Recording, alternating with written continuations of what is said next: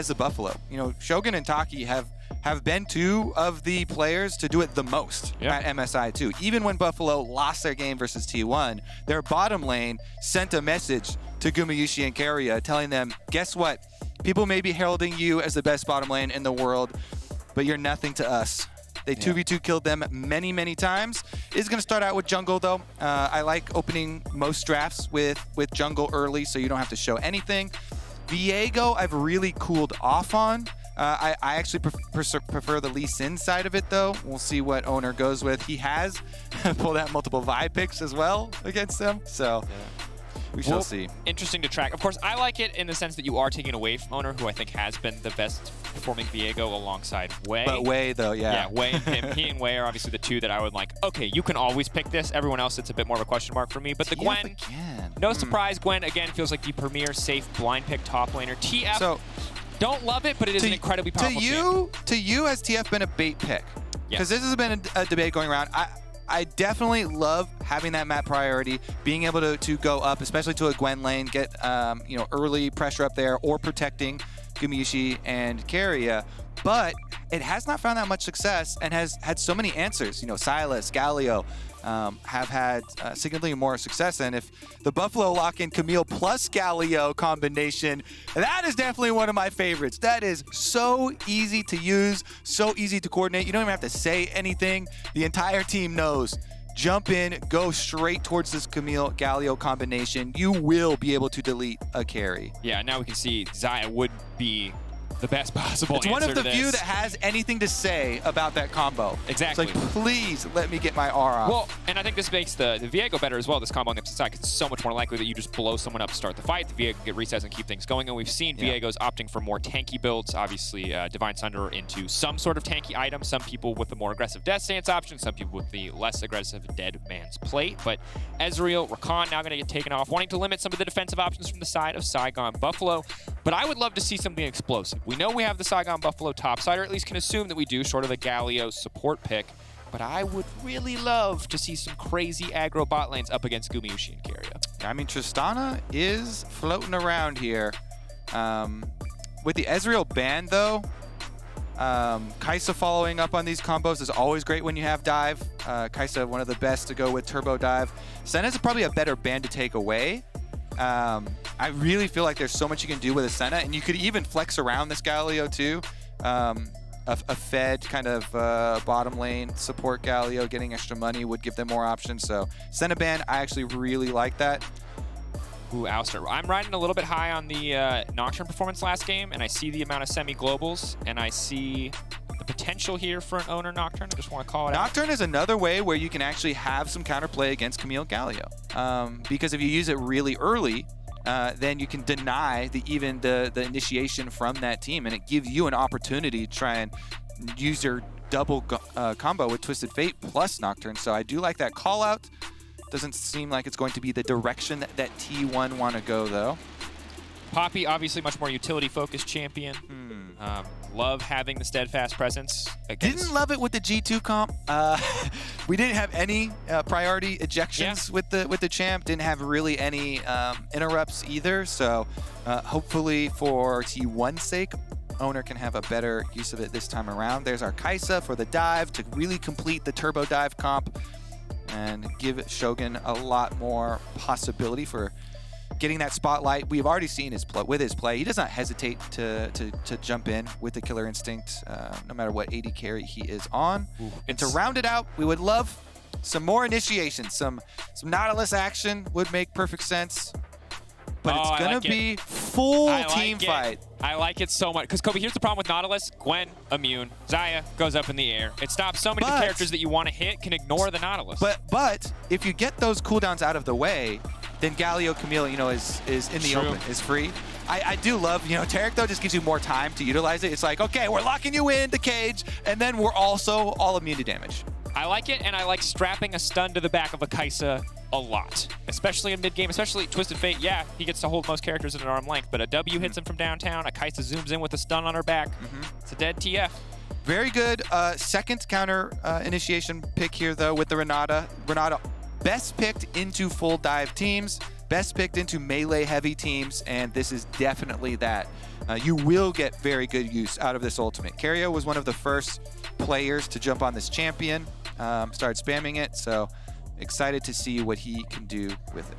Similarly, often we've seen Shogun and Taki get very aggressive early on, and there's still the potential to do that, but it's going to be very hard past any full all-in with flashes committed for Taric Kaisa to do a lot against a Renata Xayah lane, because they just have the range advantage. Taric very good into melees historically, but against range champions is going to have a hard time hitting minions to stack up pass Q stacks so he can keep his support healthy, and obviously very mana-hungry champion as well. Yep, they're pretty much building fully for the team fight. It's a team fight. Every member over there is looking at team play. Forgoing the ego. Drop the ego, Daniel. You don't have always pick for your lane matchup. Is that for the team? Is that what we learned from the EG win? Was don't pick for confidence? No, play on the ego. Pick for ego, baby. Here we go. Remember, this game, not big stakes for either side. However, T1 can stay in the running. There is some chance that they get a tiebreak for first. It does require RNG to lose both games and T1 to win both games. So there's a lot of complex scenarios if you want to track them at LoL eSports Stats on Twitter. There's a foldy sheet you can follow along with at home. We won't get into the nitty-gritty of scenarios. Instead, we'll focus on what could be just an absolute banger, even if the stakes aren't there. To me, the stakes of beating Faker at an international competition in a game is pretty good stakes in itself, especially for a team that's so young, like we said, for the Saigon Buffalo here. Youngest average age team at the entire tournament. If you put beat Faker at MSI on your resume, it's definitely, that looks good. You put that one towards the top, I'd say. Yeah, I mean, the thing is, once you're not in contention for the next place in the tournament, you're like looking at the bounties. And there's a permanent Faker bounty. You beat Faker, that's like 100 career points. Everybody wants that on their resume at least once. Rookies on there for sure too. Career points. Love it. I don't know how. Is this going to be a new currency that we have to spend? Yes. Oh, Froggy punches him over the wall, but Faker hot on his heels. Ooh. Card after card after card. The movement just outside of the taunt area. Drakos, where are you, my friend? I'm smashing you in the play-by-play commentary. You're unleashed. I mean, I'm just going to lead. Hold on. I'm just going to. You just do both. Honestly, though, Froggy has been so impressive in the last couple days, especially there for the Saigon Buffalo, and a big part of why they're on this recent surge, and they're feeling so much more confident now. I love even going for that early trade where usually you leave it to the TF. Stun to Keria is big, getting a little bit of a fire back here, and I think it's a good call out because I think we had the PCS and the VCS had some similarity in terms of expectations where we weren't really looking at the mid laner or the mid jungle to be the big difference maker, especially after Shogun and Taki were so incredibly explosive. But it feels like both of those teams, both of those mid laners, have really stepped up over the last few days, and we'll see what they can do. For now, obviously, TF Galio, outside of 8 or 9 sequential auto attacks play-by-play casted by Kobe, is not an entirely thrilling mid lane matchup. It's mostly about the minions, much less about the champions, at least for a few levels. But we'll see. Maybe Froggy can use that Predator to get out of lane. Yeah, I mean, we saw Xiaohu do magical things with the Galio, not even involving the ultimate, just with the roams with the rest of his team. But as you also highlighted, there are less exciting pieces on the other and the playmaking, positions on the map.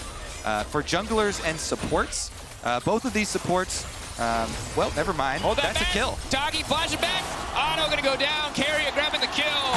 Taric there for the team fight, but the lane phase is hard. As I was saying, Keria monster with the Renata, and topside the action continues. Zeus, good magic damage shield coming in from the adaptive defenses. 3 stacks 4 now. Zeus can get a little bit of health back. BeanJ should just be able to grab this one. Zeus is trying to move in and get the kill. No, why did you walk in, Hasmed? Oh, that was no. I feel you, BeanJ. I'm pissed. I'm pissed for you. I've been there so many times. Jungle comes up. Hey, I've got this kill. Just don't die. Don't walk up. Zeus has Ignite. He cannot get away. He has no flash. And yet you walk up and let him ignite you.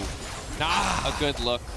I feel that so, Zeus, man. But Hasmed, bit of an it moment there. Sadly, good news is the Viego has been snowballed. He's ahead in camps, and now he's got a kill as well. Perhaps they can go for the rinse and repeat here. A little bit of redemption. Hook shot, wall dive in. Zeus quick on the skip and slash to walk away. Oh man, the movement. He just walks between them.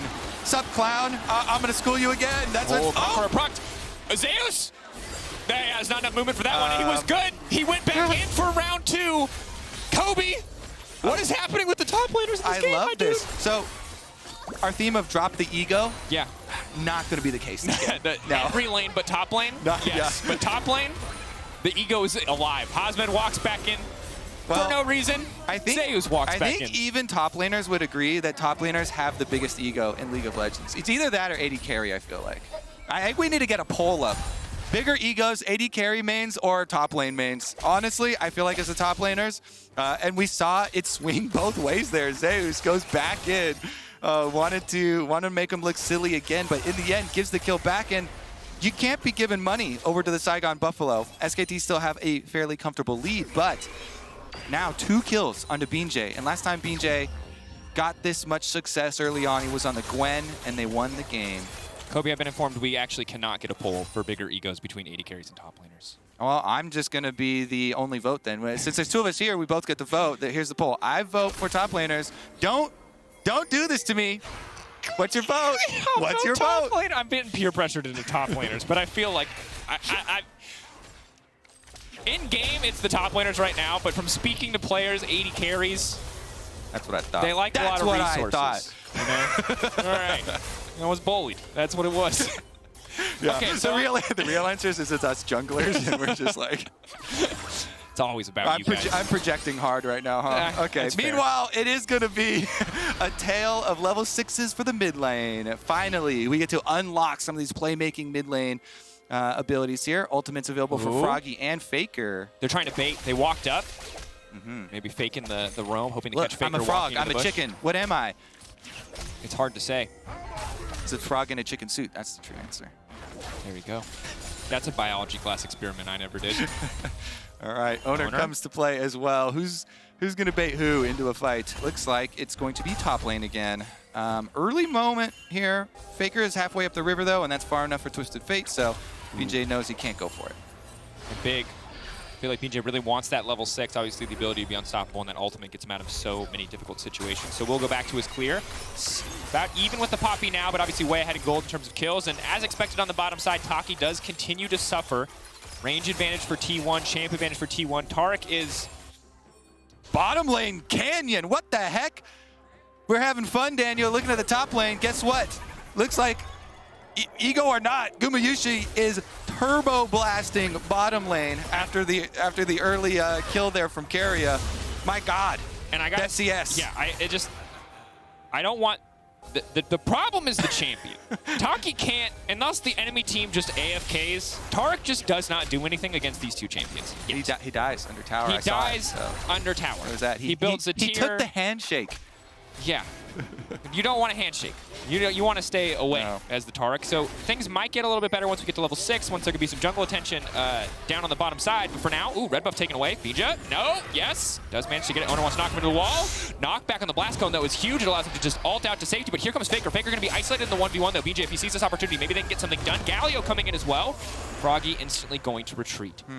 So the saddest part about that play is that now with both mid laners using their ults, we are less likely to get our exciting play on the other side of the map, but Oner wants to continue on the play. Level 6 Poppy coming in hot. Could be big. Stealing the blue buff away from the Galio is impactful.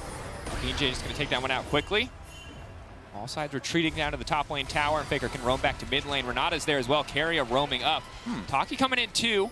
So Froggy has no teleport, so this not only gives Rift Herald priority to start for T1, actually they call that one off, but it allows Faker to push that mid wave in. So again, it's going to be a support absorbing a mid lane experience as Taki has left the bottom lane.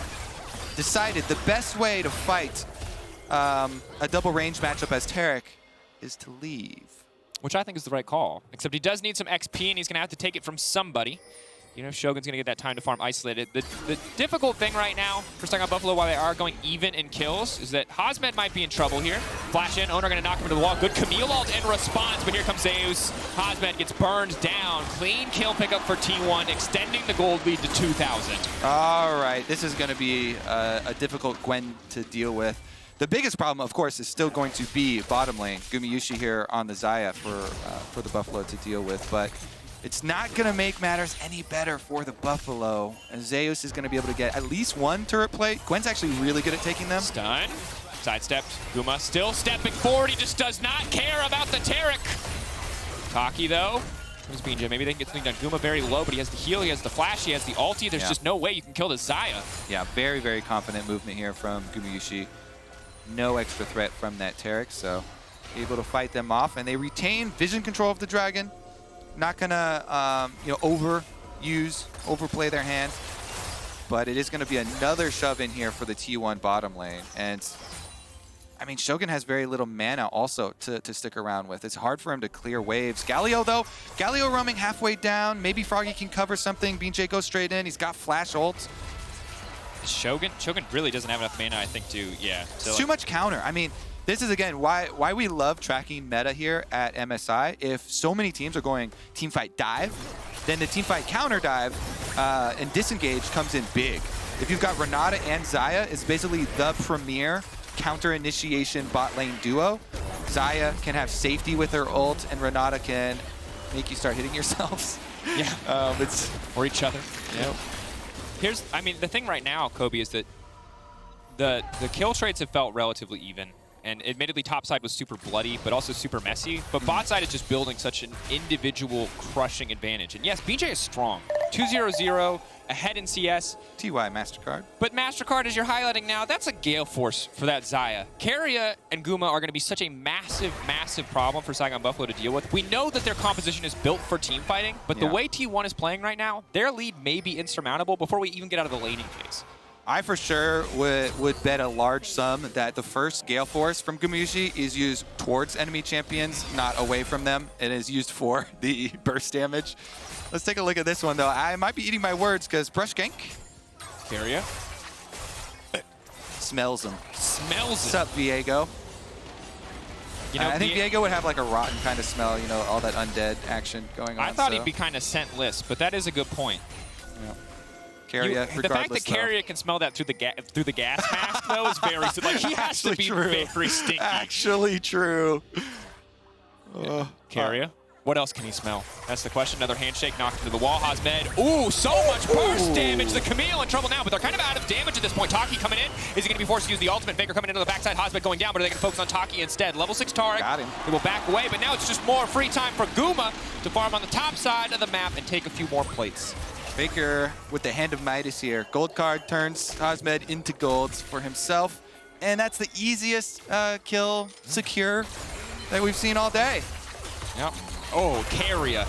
Absolutely ruthless. Taric going in to kill Shogun. Taki versus Shogun as they've turned against each other. BeanJ desperate to tear it back. Keria is going to be in trouble here. They're trying to finish. That's going to be the reset. That's going to be one. Here they go. They've got the fight. Zeus on the backside. Shogun needs to get the hell out of dodge. Hex flash over the wall from Oner. Faker now running. Stun card comes in. Ignite now goes down. Maybe if they can burn down T, if they can start to turn this back. BeanJ. Viego getting another reset. Goes in onto Oner. Needs to take the clone so he can get the alt reset, but doesn't have enough time. Goes in instead for the Poppy. Now can use the steadfast presence. Running into Zeus. Froggy on the way, and Hasmed coming in as well. Saigon Buffalo. They have the clock to make it happen. He goes over the wall. It's a little bit preemptive, but it does not matter. Yes, Guma got all that money, but Saigon Buffalo are firing back. BeanJ is clean, man. He catches him against the wall as the dash from Zeus comes out. He's going over it, and he pulls him right back. Huge stuff here for the Buffalo. Some life still left in them. 5,000 gold lead for T1, but the Buffalo keep on swinging. Here's a handshake from Keria. It was a great start to the fight for T1. They take down Taki at the hands of his own laning partner, but the Galio comes in and BeanJ says, we can't continue to take this abuse. So they go for the kill. They get the reset for him. Kaisa, Shogun, use the killer instinct to secure that one. He has to flash forward. Still is going to get gold carded at the tower, so he goes down, but it means that BeanJ gets alone time with Faker, takes him down, and then wants to finish off Oner instead of taking the time to pick up the soul because then he'd be stuck there for too long. So chases him down, goes back here. Perfect timing on that charge into the wall. Because if you get more than 50% of the way through with the dash there on Gwen, already safe over to the other side, but he snaps him back, punches him into the wall here on this side, and some hope there for the Saigon Buffalo. T1, though, unperturbed, right back to business as usual. It's still a 4K gold lead, but it does spark a bit of hope here for Saigon Buffalo and the VCS. They continues pushing on the bottom side. Obviously, no surprise to TF individually ahead as he's going to generate a lot of money. Also has the kill advantage. But essentially, we're just waiting for Viego. Where the Viego goes, Saigon Buffalo can potentially win a fight. If he is not there, things are very rough. this is a true test of Viego as a champion, you know. This one, I feel like if he could pull this off and do some reset 1v9 action, then I'll be a believer forever, because this one is looking so heavily T1 sided. Faker does have ulti available, uses the spell book there. Mid lane, not gonna find that one. Taric, very unassuming, and Gumayusi has been pretty confident in his positioning and movement with this champion, so unless you're gonna go with the flash, not gonna get anything out of him. Yeah, I'd also have to double check, but as he did go Inspiration Secondary, I'm not sure if free boots made their way into that, but that is an extra 10 movement speed, which is all the difference when the only CC you really need to worry about is a Taric walking at you with stun.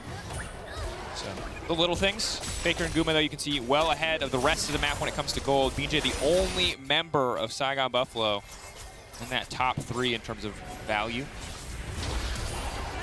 Stun gonna go in. Guma now has to dash out. The Gale Force back to safety. Healing as he walks away, but that's the knockout from Poppy, stopping the Galio from attending the fight. I actually love Poppy. It's so hilarious to watch these ejections. Sir, you have had too much to drink. You must leave. That was the biggest leapfrog I've seen in a while. Straight back to base. BeanJ wants to go for the dive, though. Stun over the wall. Still has his ult. Okay. Ooh, so risky, though. Have to be careful. Poppy on the way, and they're going to try to get this one going. Taki needs to get in the middle of the team to give them the invulnerability. That's Guma going to be shut down. Now he's turned into the Xayah. BeanJ off to the side, the one that you need to keep your eye on. Unstoppable again as he retreats. Saigon Buffalo, they managed to get out with one, but BeanJ, is he going to turn this back? Faker, can you afford to be there? The Gwen now coming in. If they finish Faker and get the reset, but Oner says not today. He is the bouncer, and he will stop you from getting into that T1 back line. Hasmed now going forward, wants to finish Keria.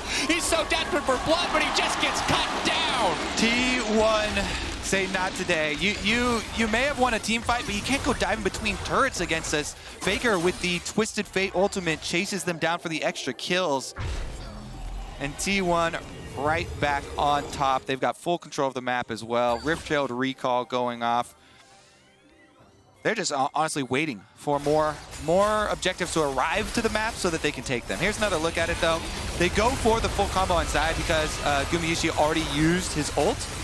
But even the Renata combination here gives them a little bit of extra time to survive, and the Buffalo have to use everything to get out from between their 2 towers. So then when Faker goes back in, there's no stun ready for the Taric. BeanJ already had to use his ultimate to exit, and so they get picked up. Good dodge there from Faker on the stun. Keria as well, being able to get away from the Camille right behind him, just to the end here. In the back of that Raptor pit, dangling. And the big thing, too, there was that Taki was not able to get to Shogun with the ultimate aura. Was not able to hit him with it. So, yeah. 2 of his teammates standing strong. Kaisa instantly blown up on that tower dive. So even before T1 started to clap back, it was already just an even trade. That said, now the Herald comes out. Zeus locked up for a brief moment with the taunt. BeanJ from over the wall, though. He's not tanky enough. T1 beaten down. That was the sole strong member of this lineup. He has been eliminated. Now T1 can keep this push going if they so choose, but we'll just back off after taking that tower. I have a hard time keeping track of these Taric ultimate circles as well. It's fine. When was the last time you really saw a Taric? Key members stepping out of them. Looks like their own team even having a hard time keeping track of them, and T1 going to push through for it. So 1 secondary turret left on the map. That's about it. Pull back. That taunt not going to do anything. Snare, stun not going to connect either. It's Faker on the backside. They're going to try to turn and burst him, but the Viego just now respawning. Taric circle coming down. Now he's invulnerable. Hasmed. Oh no, the Kaisa just getting punted out. Oner trying to finish the job. Hasmed must wake us out. That's the aggressive Gale Force you were waiting for, Kobe, because it's a double for Guma. And the Dragon still 40 seconds away. Zeus playing with him. Stun not going to connect when immune handshake coming out. Oh, fist fight. Taki. BeanJ's just beating the hell out of him. He's ignited. He's burning. Oh, he lives, Zeus. Death at the hands of his own jungler. Zeus ticking. Zeus standing. T1. They're just putting on a show. I like the show, honestly. Pretty good. 16 kills here for T1 at 18.5 minutes. Quite a nice pace for them. Froggy trying to start this one out, going in for Buffalo. I mean, you're just going in with a Justice Punch is very easy to kite back, though, so there's no surprise movement there. He gets left in the back for Gumayusi to pick up while Faker goes for more. Gold card onto Hasmed. They stun him into the wall. Then Taric ultimate, they kind of kite it out. Kaisa ejected, so there's no extra damage, and as you said, Guma got to use his Gale Force forward, gets his kill, and T1 wanted a bit more. Zeus has had some pretty clean movement dodging out to the side. That Renata ultimate setting him up for a double kill. And then, what HP is this? I reckon 7. I've seen quite a few health bars in my day. Maybe a little bit less, maybe 4 down there for the lowest health. But damn, that's the level of analysis we all aspire to. You just know. You just look at a health bar, you're like 7 HP. I can look at that dragon and say 603, 360, 74. But that's less analysis and more reading because they put the number on there for you. Which I'm glad that they did. That's a positive change. No, yeah, especially for junglers. Yeah. All right, well, here we go. Dive opportunities aplenty for T1. The last bastion for the Buffalo. Baron is up though, so no dive today. Retreat, recall, go to Baron. You've got plenty of wards leading up to the Baron. And this is the last hope for the Buffalo. Here we Miracle Baron counterplay. Team fight composition. Double Divine Sunderers. Kaisa on 2 items. The potential to collect a lot of money. That's keep going, keep going. They're going to get some divine intervention with their Divine Sunders. Buffalo, hear our prayer. Grant these bold players the power to outfight. But T1, I don't think they're interested in that because they just have more money, more items, and potentially are set up to win this one because Guma remains untouched. Yes, they're going to get Keria, but it's not going to do a lot because already the team is being split apart. Keria still standing for now. Now the rest of the damage is coming through. There's nothing here for them. Zeus on the hunt. Froggy finally making it back to the fight, but the team is already lost by the time he returns. In the meantime, Hasmed now running. Guma and Oner going in. Faker teleporting to a random ward on the backside, but here he is with the gold card, taking him down. The power of Mark Buffalo is not enough because one minion survives. They don't need it. The Buffalo. And they're going to go straight to Baron instead of pushing with that low health minion. Actually, I was so confused. I was so confused that Zeus let BeanJ walk away. Zeus went for a ward as this low health Viego was walking away up towards Baron, but he knew all along. Faker already told him, I got him. The fade away. Yeah. Don't worry, I've got him. Baron acquired that was, I think, what did you call that? The last, I said Bastion Hope, and you're like, this is it, this is the last bit of hope, and that's gone in favor of T1. So I would say we've gone from, we're in impossible territory. They say miracles happen in League of Legends. This would be one if Saigon Buffalo can find a winning team fight, because sadly, even if your entire team is invulnerable for 2.5 seconds, I think T1 still win that fight. Yeah, it's been so difficult because of the early gold gap, of course, for T1. You know, we've seen the execution attempts here from the Buffalo. Camille, Galio combination, you keep them in there during your Taric ult, but these ones have felt like, man, we need to squeeze a few more seconds out of this Taric ult. They're going to need to be immune for quite a bit longer. Yeah. Oh, man. Some like OG Divine Shield action here, like 20 seconds or whatever of invulnerability. How about the old Poppy with a diplomatic immunity, which lasted forever, and you could run through the entire team? I remember thinking I was a good player when I played Poppy back in the day, and it turned out that ability was just not very balanced. You also got increasing resistances the lower your health got. Nice. Not resistances, you just took less damage. It was weird. It was weird, champion. Enough about Poppy, more about Guma. Guma's about to kill BeanJ. BeanJ running for his hills. The feathers coming out. He won't quite be able to pull them back. Guma going to be frustrated with that one, but T1 going to be happy with this result. They are still technically in the race for first seed, and it might not be in their hands, but their hands are looking pretty good. That said, Oner going a bit wide. This could be the final team fight now, locking him up. Oner has been taken down, but oh no, the Renata ult! It's perfect, and they're all just dead in an instant. Guma getting the double. Froggy goes golden, but he's getting sent right back to the pond. T1 going to end this one clean. Yep, T1 going to improve to 6 wins here. Feeling pretty secure up there. Nexus turrets stand no chance. Yep. GG T1. They were already locked, but they are separating themselves from the rest of the pack. Obviously, do not want to be 3rd or 4th. Would love to be 1st, but even 2nd, not a bad position to be in. Yeah, that's a pretty good evaluation. That's about how I feel about all those positions. Yeah, there you go. Should I just list each of them? They could be any of these 4.